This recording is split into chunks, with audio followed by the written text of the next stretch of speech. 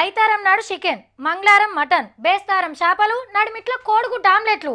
ఇగో ఇట్లుంటది కదా కొందరు తిండి. కానీ వెనకట ఇంట్లో నీసు కూర వండుతుండ్రంటే అబ్బా చిన్నగా మురిసిటోళ్ళు కాదు. పండగలకో పబ్బాలకో అట్లనే ఎవరన్నా దగ్గర చుట్టాలొస్తే వండుకుందురు.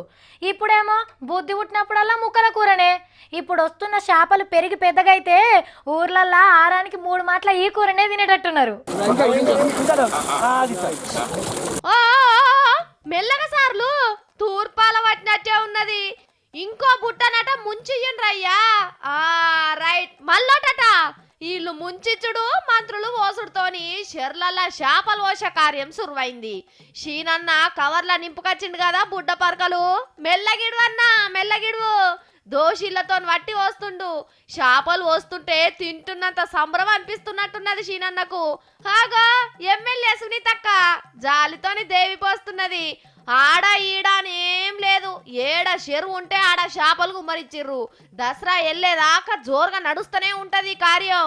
కొర్రమట్టలు, పరకలు, జల్లలు, బొచ్చలు, సందమామలు, కంశలు అన్ని కలిపి 35 కోట్ల చేప పిల్లలను నిడుస్తుర్రు.